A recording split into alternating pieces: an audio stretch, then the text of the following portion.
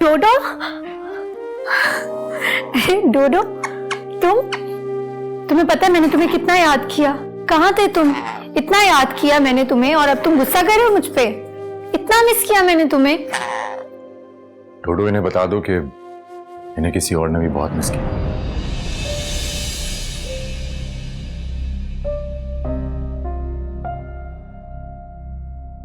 जाजिब ने बिल्कुल ठीक कहा था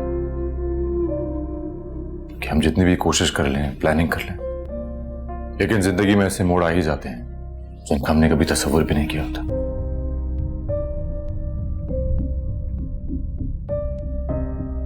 अब देखो ना, कितनी अजीब सी बात है। किस्मत ने हमारे बीच कितने फासले खड़े कर दिए थे, फिर भी सब खत्म हो गया। और अब किस्मत की सितमज़रफ़ी देखो कि ना तुम खुश हो और ना मैं। हालांकि अब वही सब कुछ होने जा रहा है जिसका हमने सारी जिंदगी ख्वाब देखा था। उन ख्वाबों की ताबीर ही अब अज़ाब बनकर हमारी जिंदगी में आई है। तुमने सिर्फ अपने आप को ही मुझसे दूर नहीं किया, बल्कि मुझे मेरी जात से भी दूर कर दिया। तुमने और जांजेब ने मुझे वो करने पर मजबूर कर दिया जिसके बारे में मैं कभी सोच भी नहीं सकती थी। आज अगर मैं सोचती हूँ कि मैं नूर अम्मी के सामने जाऊं, फिर सोचती हूँ कि उनसे नजरें कैसे मिलाऊंगी,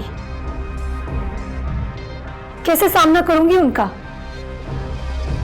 और इस सवाल का जवाब नहीं मिलता मुझे। सिर्फ तो मजबूर नहीं थी आफरीन, मैं भी उतना ही मजबूर था। हाँ, तुम मजबूर थे, लेकिन तुम मजबूर थे वो करने पर जो तुम हमेशा से करना चाहते थे। मेरा कसूर सिर्फ ये था कि मैं तुमसे मोहब्बत करता हूँ। अगर तुम इनकार करते तो क्या जांजेब को कोई शख्स मिलता इस गुनाह का हिस्सा बनाने के लिए? बोलो। नहीं, कभी नहीं मिलता, क्योंकि इस गुनाह का हिस्सा बनने के लिए किसी इंसान की नहीं, किसी हैवान की जरूरत होती है।